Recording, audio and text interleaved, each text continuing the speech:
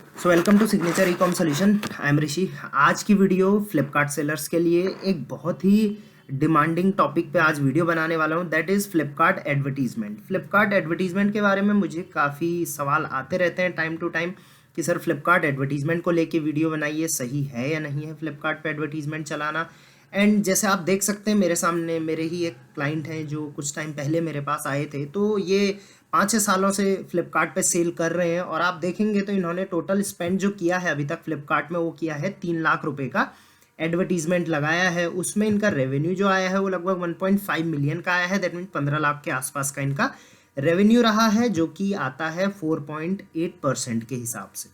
लगभग लगाया है जितना उसका उस हिसाब से इतना परसेंट इनका रेवेन्यू बना है। यूनिट सोल्ड देख सकते हैं आप, कन्वर्जन परसेंटेज देख सकते हैं, क्लिक्स भी देख सकते हैं, क्लिक थ्रू रेट, और व्यूज 222 मिलियन के आसपास हैं, दैट मीन्स 2 करोड़ से ऊपर व्यूज आ चुके हैं। सो आज की वीडियो जो स्पेसिफिकली रहने वाली है वो रहने वाली है कुछ टॉपिक्स पे, जो कि है कि कब हमें फ्लिपकार्ट एडवर्टीजमेंट चलाना चाहिए, राइट?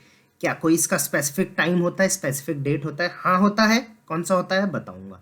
दूसरा, हाउ मच, कितना चलाना चाहिए? क्या हमें कंटिन्यू चलाना चाहिए, इतना लाखों में चलाना चाहिए, कितना चलाना चाहिए? ठीक है, राइट भी है या रॉन्ग है? एडवर्टीजमेंट चलाना, बहुत सारे सेलर्स का ये भी माइंडसेट रहता है कि advertisement just wastage of money है। कई सेलर का रहता है कि पैसा यार लगाना चाहिए। सो एडवर्टीजमेंट लगाना सही है या गलत है, इस पर बात करेंगे। कौन से प्रोडक्ट पे एडवर्टीजमेंट चलाना सही रहता है, किस प्रोडक्ट पे एडवर्टीजमेंट चलाना वेस्टेज ऑफ मनी रहता है। और 2 टाइप के एडवर्टीजमेंट होते हैं, आरओआई और सीपीसी। एक होता है आरओआई, जहां पे आपको कितना गुना रिटर्न चाहिए ये आप डिसाइड करते हैं, और उतना गुना रिटर्न फ्लिपकार्ट आपको देता है, नहीं तो आपका बैलेंस डिडक्ट नहीं होता है या कम होता है, राइट?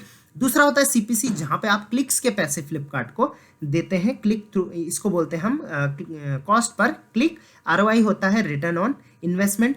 सीपीसी के अंदर एक डेली बजट का भी फंक्शन स्टार्ट किया है फ्लिपकार्ट ने, तो वो भी हम चेक करेंगे। तो स्टार्ट करते हैं। सबसे पहले पहला टॉपिक कि व्हेन, कब करना चाहिए एडवर्टीजमेंट। तो एडवर्टीजमेंट करने के कुछ ओकेशन होते हैं, मैं आपको बताता हूं हमेशा आपको एडवर्टीजमेंट किस तरीके से करना चाहिए। ठीक, सबसे पहले इससे पहले ये समझ लेते हैं कि कितना करना चाहिए।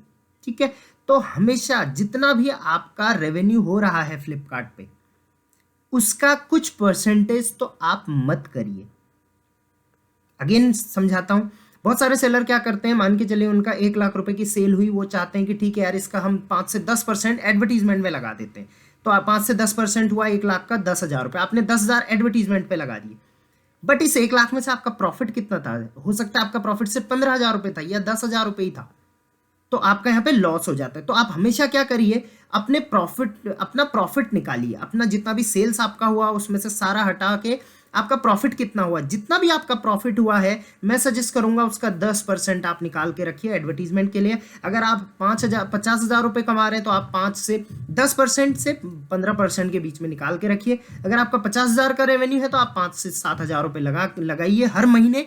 और उसके बाद अगर आपका 1 लाख का रेवेन्यू की बात नहीं करूंगा, प्रॉफिट की बात करूंगा, 1 लाख प्रॉफिट है तो कम से कम 15 से 20,000 रुपये तो आप लगाइए। एडवर्टीजमेंट जरूरी है, करना चाहिए नहीं करना चाहिए वो मैंने बता दिया, जरूरी है। देखो यार, आप ऑफलाइन भी सेल करते हो तो आप कभी कोई ऑफर निकालते हो, राइट? आप कस्टमर को बुलाने के लिए स्टिकर्स वगैरह लगाते हो, अपना प्रमोशन करते हो इधर उधर, राइट? आप कूपन्स वगैरह देते हो, स्क्रैच काटते हो, बहुत सारी चीजें होती है, एक पे एक फ्री होता है। सो इस तरीके से भी तो आप इन्वेस्ट ही कर रहे हैं, तो ऑनलाइन बिजनेस में भी आपको इन्वेस्ट करना तो पड़ेगा। बट सबसे पहले अच्छे से समझ लें, अदरवाइज वेस्टेज ऑफ मनी ही है, मैं बोलूंगा, राइट? सो बहुत सारे सेलर बिना एडवर्टीजमेंट की जानकारी लिए कर देते हैं, तो वो बहुत नुकसानदायक होता है। आप चाहे तो एडवर्टीजमेंट का सर्टिफिकेशन कर सकते हैं, बाकी सर्टिफिकेशन से ज़्यादा आपको इस वीडियो में समझ में आ जाएगा। ठीक है, ओके।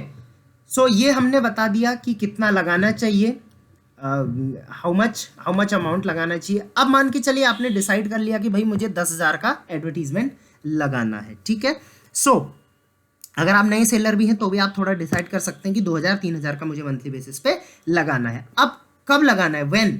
तो सबसे पहले वीकेंड पे बहुत ज़्यादा ज़रूरी हो जाता है एडवर्टीजमेंट लगाना। सैटरडे संडे आप ज़रूर लगाइए।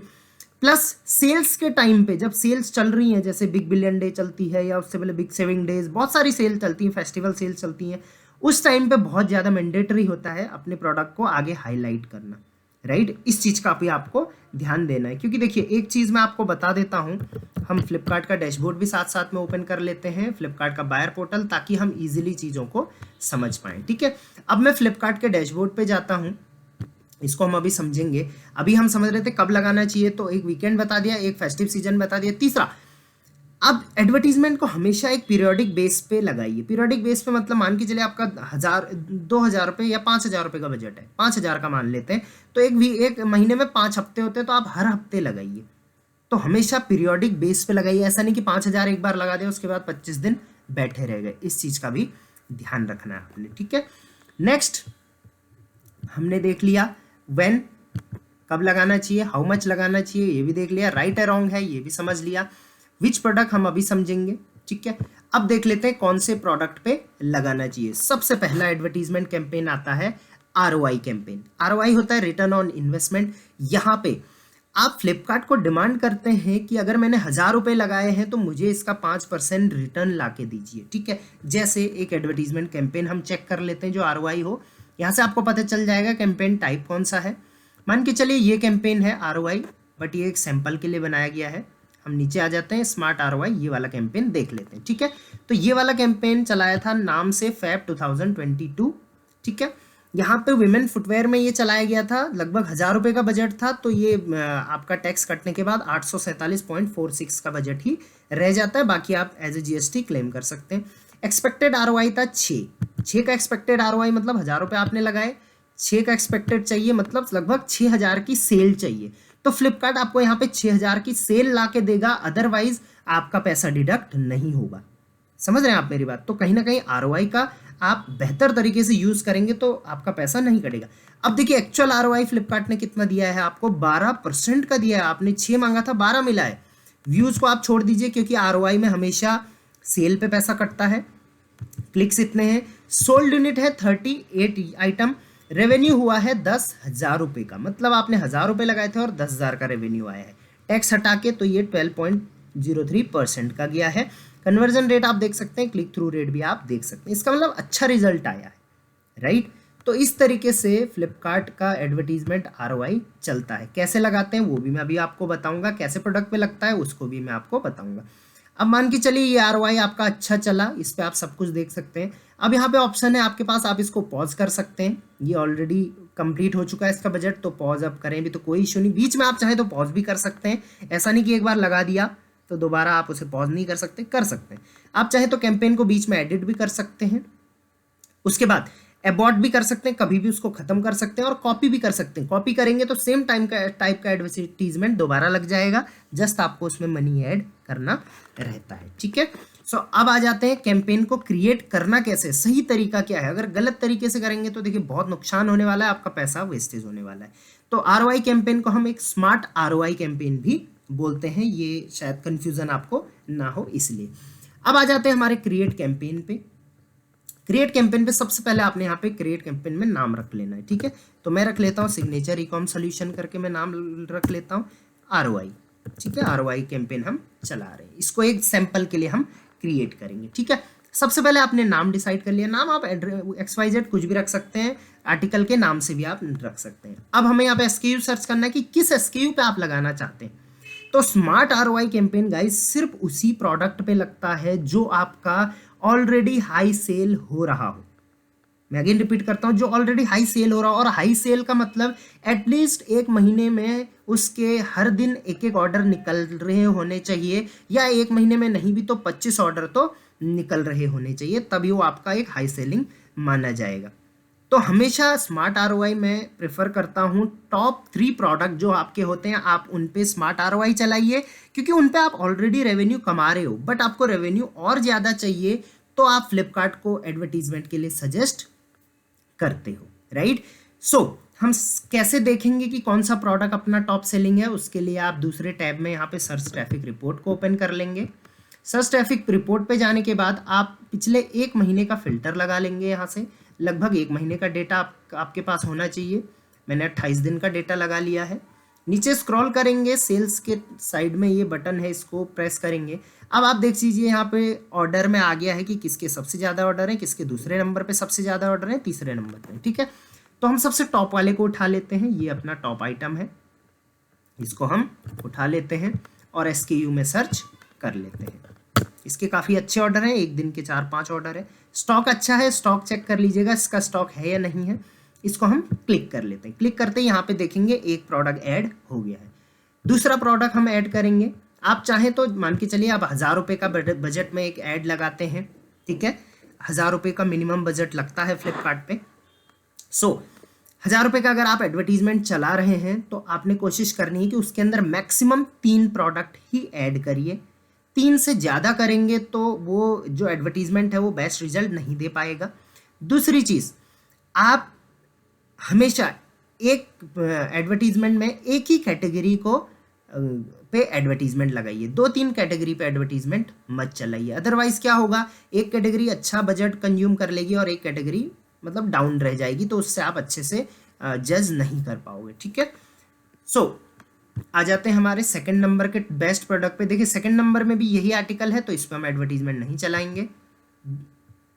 ये वाला प्रोडक्ट है हमारा सेकंड हाई सेलिंग, तो इस पर हम एडवर्टीजमेंट चला देंगे, ठीक है। और कोशिश करना है अगर किसी प्रोडक्ट के 2 कलर हों, अच्छे टॉप सेलिंग है, तो दोनों पे एडवर्टीजमेंट चलाइए। और साइज़ पे हमेशा कोशिश करिए कि हर एक साइज़ पे एडवर्टीजमेंट चलाने की ज़रूरत नहीं है, एक पे चलाएंगे तो उससे बाकी साइज़ भी आपको दिख जाएंगे। अब देखिए ये प्रोडक्ट पे हम लगाना चाह रहे थे लेकिन स्टॉक 0 है, तो इस पर हम ऐड नहीं चलाएंगे। इसकी बजाय हम क्या करेंगे, इसका दूसरा साइज़ यहाँ से निकाल लेंगे और उस पर चला लेंगे, ठीक है। ये भी 0 है, तो हम इसका अगला साइज उठा लेंगे, ठीक है।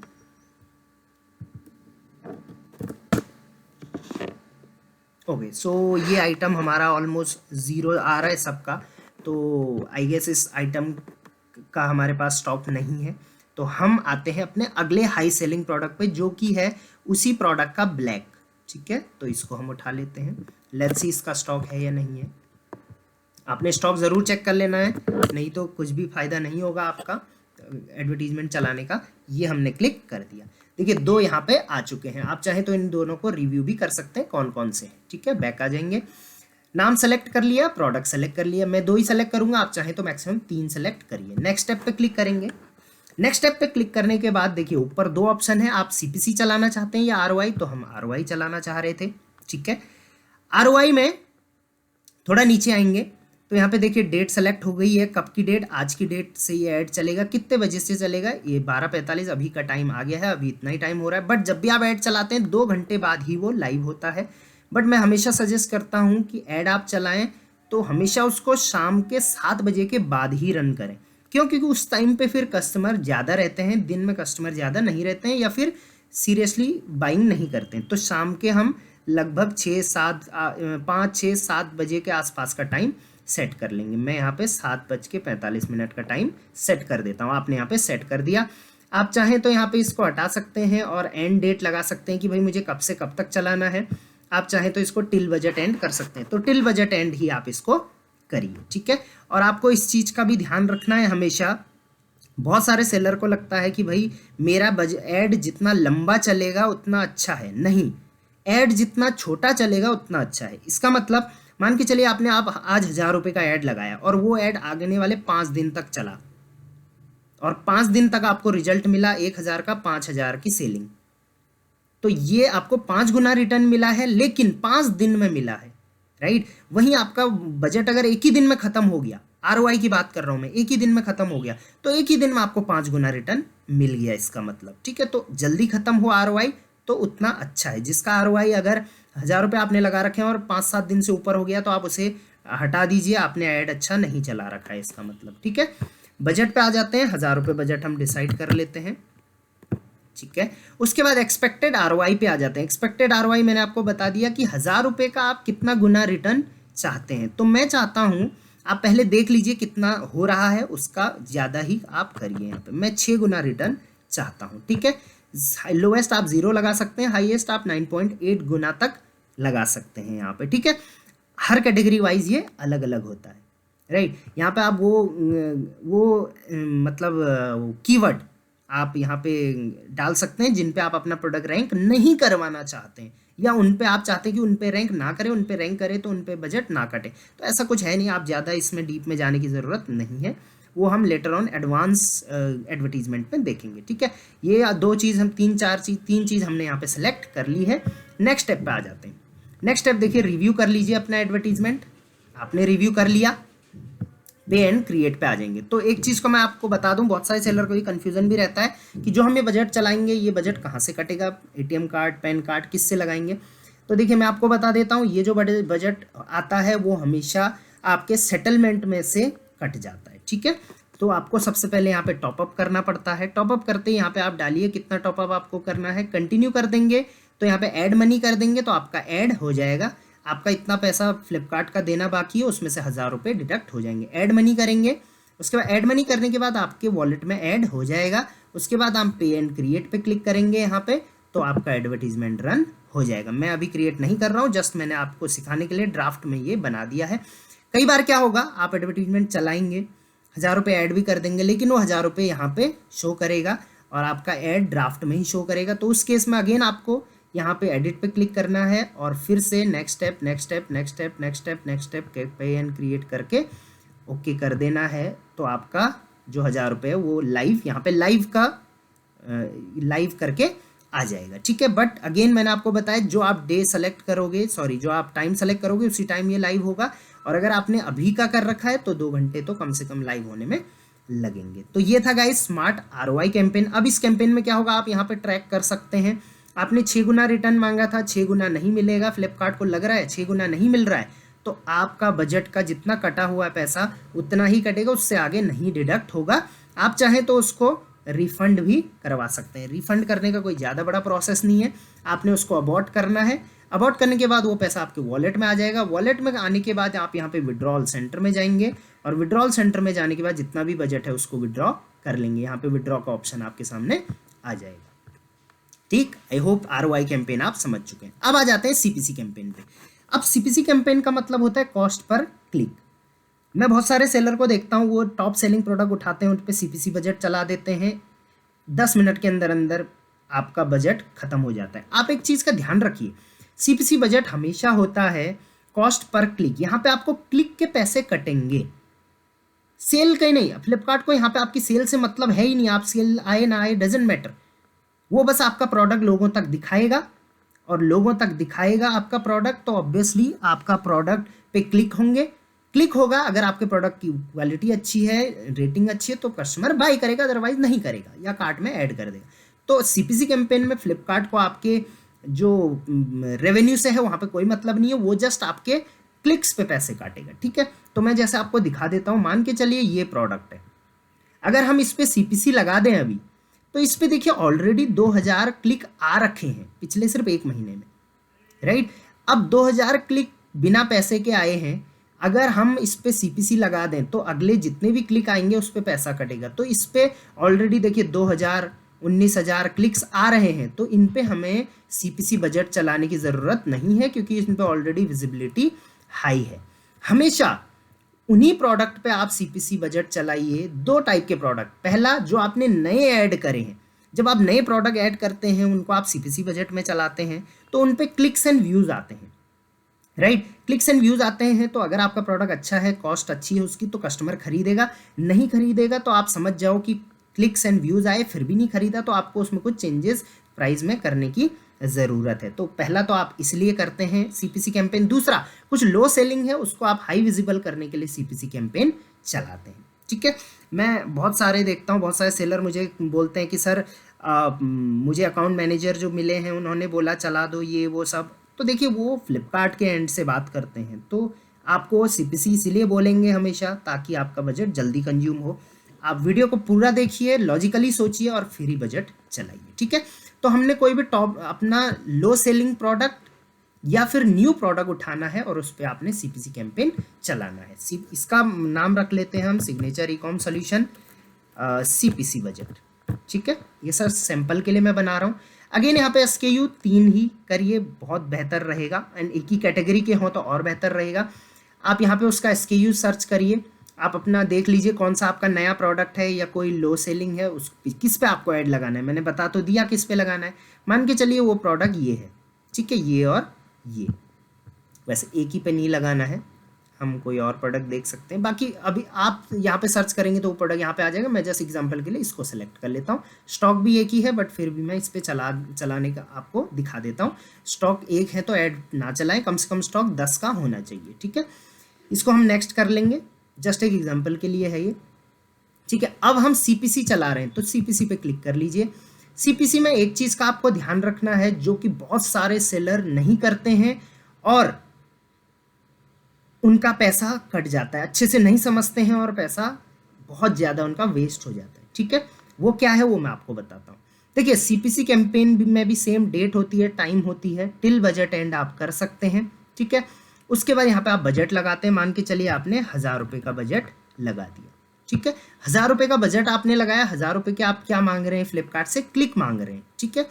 अब क्लिक मांग रहे हैं तो आपकी बिडिंग पूछेगा फ्लिपकार्ट आपको कि आप कितनी बिडिंग करना चाहते हैं।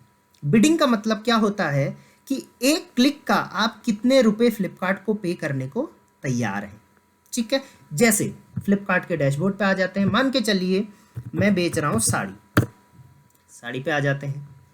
टॉप में देखेंगे ये 2 एडवर्टीजमेंट आ रहे हैं, ठीक है। इसका मतलब इन 2 सेलर ने ऐड चला रखा है इसलिए इनका प्रोडक्ट टॉप में है। बट हम थोड़ा नीचे जाएंगे तो देखेंगे कि इन्होंने भी तो ऐड चला रखा है, फिर ये टॉप में क्यों नहीं है। या आप थोड़ा नीचे आएंगे, इन्होंने भी ऐड चला रखा है, ये इतना नीचे क्यों है। या आप देखेंगे, मैं आपको दिखा देता हूँ 10वें पेज पे भी कई प्रोडक्ट होंगे जिनका ऐड चल रखा है, देखिए, ठीक है। तो ये कैसे, एक ने ऐड चलाया उसका प्रोडक्ट 10वें पेज पे दिखा और एक ने ऐड चलाया उसका प्रोडक्ट पहले पेज पे दिखा। तो इस चीज़ का मैं आपको क्लेरिफिकेशन दे दूं कि एडवर्टीजमेंट कभी भी आपका प्रोडक्ट को टॉप पेज पे नहीं लाता, बल्कि जहां आपका प्रोडक्ट है उससे बेहतर रैंकिंग पे लेके आता है। अगर आप रेगुलर चलाते हैं तो और बेहतर और बेहतर और बेहतर होते रहती है, क्वालिटी भी आपकी अच्छी है तो और बेहतर होते रहती है, और ऐसे करते करते रिटर्न कम हुए आपके तो एक दिन आपका फर्स्ट पेज में भी आ जाएगा, ठीक है। प्लस इसमें एक चीज़ और मैटर करती है, वो है बिडिंग, राइट। आपने CPC चला रखा है। अब मान के चलिए ये एक सेलर है, इसने मान के चलिए CPC कैंपेन चला रखा है, CPC हो या ROI हो ऐड ही आएगा।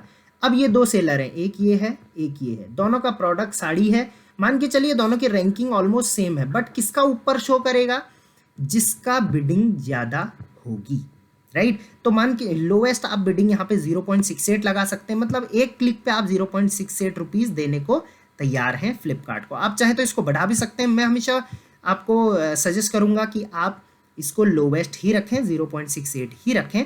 आप चाहें तो इसको 1 रुपये 2 रुपये 4 रुपये 5 रुपये रखें, जितना ज़्यादा रखोगे उतने जल्दी आपका बजट खत्म होगा, ठीक है। और CPC जितना लंबा चले उतना बेहतर है, क्योंकि आपकी विजिबिलिटी बनी हुई रहती है, ठीक है। नेक्स्ट इसमें थोड़ा नीचे आ जाते हैं, यहाँ पे आपको रेंज भी दी गई है। आप चाहे तो इस रेंज में डालेंगे तो विनिंग बिड रेंज रहेगी ये। तो आप अपने ये कैटेगरी वाइज अलग अलग होता है, आपकी कैटेगरी में कंपटीशन के हिसाब से होता है। कुछ सेलर जिनका मंथली बजट 10-10 लाख 5-5 लाख रुपए का होता है, वो इस बिडिंग को मैक्सिमम रखते हैं ताकि उनका प्रोडक्ट टॉप में रहे, ठीक है। अब एक चीज़ और यहाँ पे आती है, आप अपनी बिडिंग को कस्टमाइज कर सकते हैं होम पेज के लिए, सर्च पेज के लिए या प्रोडक्ट पेज के लिए, ठीक है। तो ऐड हमेशा 3 पेजेस पे चलता है, मैं आपको बता देता हूँ। पहला होता है सर्च पेज। सर्च पेज का मतलब किसी को साड़ी चाहिए, वो यहाँ आया, उसने साड़ी सर्च किया और आपके प्रोडक्ट दिखने लग गए, पहला हो गया, ये हो गया आपका सर्च पेज। प्रोडक्ट पेज क्या होता है, कोई आया उसको साड़ी चाहिए, वो वुमेन में गया, वुमेन में साड़ीज पे गया और उस पेज पे आ गया, ये हो गया प्रोडक्ट पेज, ठीक है। एक होता है होम पेज, कोई आया वो फ्लिपकार्ट के डैशबोर्ड पे आया और यहाँ उसने देखा कि भाई साड़ी मुझे कहाँ पे दिख रही है, ये है, ठीक है। इस पर क्लिक किया और साड़ी देखने लग गया, ये हो गया आपका होम पेज। तो आपको क्या लगता है, किसी को भी साड़ी चाहिए तो वो सबसे ज़्यादा क्या प्रेफर करता है, वो प्रोडक्ट पेज, होम पेज या search page? Definitely search page. लोग आते हैं सीधे सर्च करते हैं किसी भी टाइप से और ले लेते हैं। तो आप क्या करिए, सर्च पेज पे हमेशा अपनी बिडिंग को थोड़ा ज़्यादा रखिए। देखिए, top of search and browse listing page, rest of search and browse listing, तो इसको आप थोड़ा बढ़ा के रखिए। बढ़ाते कैसे, यहाँ पे प्लस का साइन लगा देंगे तो ये 10% बढ़ जाएगा। अब और जगह आपका 0.68 का है बिडिंग, यहाँ पे आपका 0.75 की बिडिंग है, आप इसको और चाहें तो बढ़ा सकते हैं, ठीक है। इस तरीके से आपने करना है और इसको नेक्स्ट स्टेप कर देना है। यहाँ पे चाहें तो कुछ एक्सक्लूड कीवर्ड डाल सकते हैं, बट ना ही डालें तो सही रहेगा, कोई ज़्यादा इसमें दिक्कत है नहीं, ठीक है। अब सीपीसी कैंपेन में एक चीज़ और होती है डेली बजट का। डेली बजट कैसे होता है, यहीं से वो सेट हो जाएगा।